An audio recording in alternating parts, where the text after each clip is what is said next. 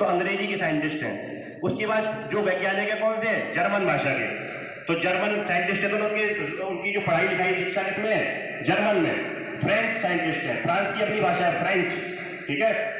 आप रशिया के आज के जो 21st सेंचुरी में सबसे ज्यादा मैथमेटिशियन हुए हैं, 20th सेंचुरी में सबसे ज्यादा मैथमेटिशियन और रशिया के हुए हैं, तो रशिया की भाषा क्या है, रशियन, ठीक है।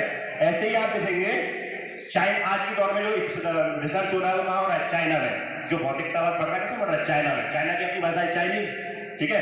तो यानी कि जो उन्नति का मूल है वही राष्ट्र आगे बढ़ रहे हैं जिनकी खुद की भाषा है, और जो राष्ट्र दूसरी भाषाओं के चक्कर में लगे पड़े हुए हैं वो अपने मार्ग से भटक चुके हैं, विचलन हो चुके हैं। इसका कारण क्या है, इसका कारण भी विज्ञान में है।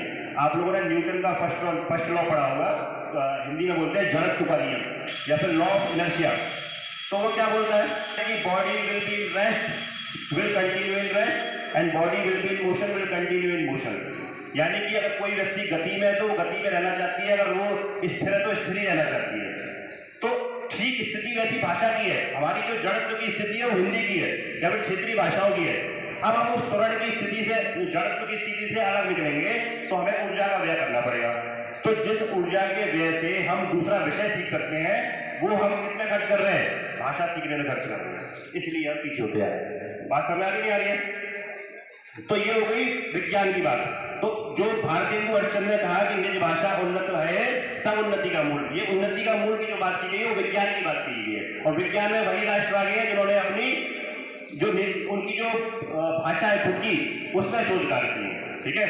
अब दूसरी बात क्या बोलते हैं कि बिन निज भाषा ज्ञान के मिटत न हिय को शूल। हिय को शूल का अर्थ क्या है, हृदय की वेदना, हृदय की पीड़ा, ठीक है ना। जब व्यक्ति के सारे भौतिक सुख से संतुष्टि और संतृप्त हो जाता है तो वह मानसिक संतृप्ति की ओर बढ़ता है, ठीक है ना। उसको मानसिक संतुष्टि चाहिए। तो मानसिक संतुष्टि के लिए वो क्या करता है, संगीत सुनता है, शास्त्र पढ़ता है, साहित्य पढ़ता है, ठीक है ना। अब इस क्षेत्र में भी आप देखिए, आप, मैं कह रहा हूं कि आप सबसे जो समृद्ध साहित्य है वो आप देखिए अरबी का है, उर्दू का है, मिर्जा गालिब हो या फिर अमीर खुसरो हो, इन्होंने अपने जो साहित्य लिखा वो किसमें लिखा, उर्दू में लिखा, अरबी भाषा में लिखा, ठीक है ना।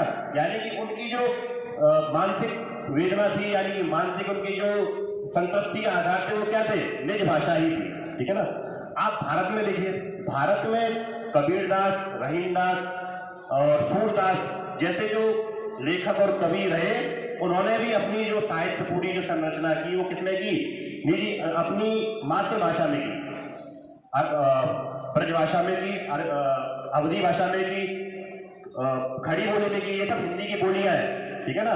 तो यानी कि जब मानसिक वेदना की बात आती है, मानसिक संतृप्ति की बात आती है तो उसमें भी निज भाषा ही काम आती है, ठीक है ना। अब आप कहोगे भाई हम तो इंग्लिश गाने भी सुनते हैं, तो जब आप इंग्लिश गाने सुनते हो ना, तो जब इंग्लिश गाने सुनने के बाद उससे संतृप्ति लेने की प्रयास करते हो तो उसका मीनिंग आप दिमाग में हिंदी में ही सोचते हो, ठीक है, जो आपकी मातृभाषा है। या अगर आप बुंदेलखंड में तो बुंदेलखंड में सोचोगे, कोई अवधी भाषा का तो अवधी भाषा में सोचेगा, ठीक है।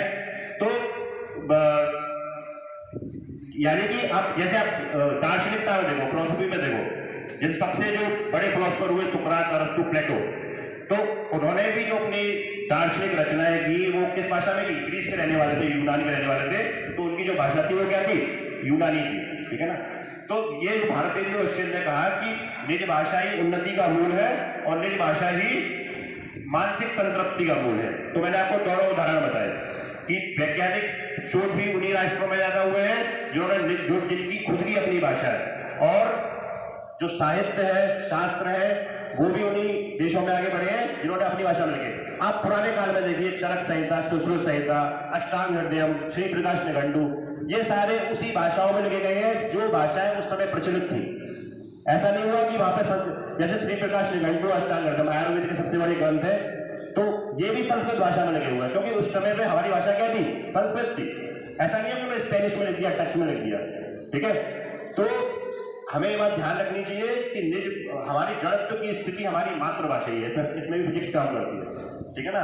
तो हर व्यक्ति जड़त्व की स्थिति में रहना चाहता है, और उसकी जो सबसे बड़ी उत्पादकता है, जो उत्पादकता, जो संवर्धन होगा वो हमेशा निज भाषा में ही हो सकता है, मातृभाषा में हो सकता है। और इसका परिणाम देखते भी हो कि कितने वैज्ञानिकों को भारत में नोबेल प्राइज मिला है। शायद 3-4 उंगलियों पे आप गिन लोगे इतना ही नोबेल प्राइज मिला है। अभी अक्टूबर आने वाला है, वो नोबेल प्राइज की घोषणा होने वाली है।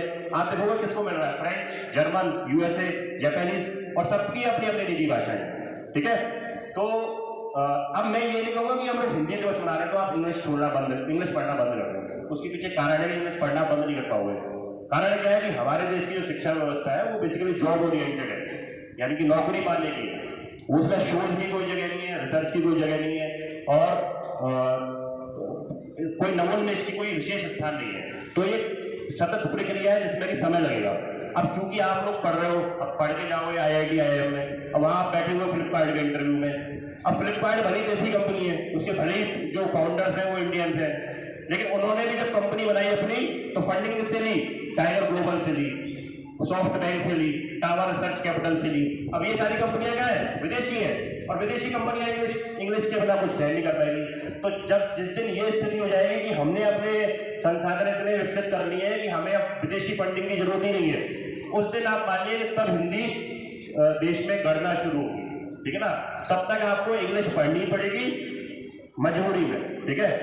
तो मुझे लगता है कि आप लोग मेरी बात को समझे होंगे। मेरे पास बोलने के लिए हालांकि बहुत कुछ है इस पर, और मेरे पास समय 2 मिनट का बोला गया था, शायद 5 मिनट हो गए हैं। तो मुझे लगता है कि आज इसका जो दारोमदार है, यानी कि जो हिंदी लैंग्वेज है इसका संवर्धन करने का दारोमदार है, वो आप लोगों के ऊपर है कि आप लोग देश को वैज्ञानिक क्षेत्र में आगे ले जाएं, नवोन्मेष में आगे ले जाएं, उद्यम में आगे ले जाएं, ताकि जो हमें विदेशी निर्भरता उस पर हम लोग कम हो सके और हम लोग अपनी मातृभाषा की तरफ पुनः लौट सकें। बहुत बहुत धन्यवाद।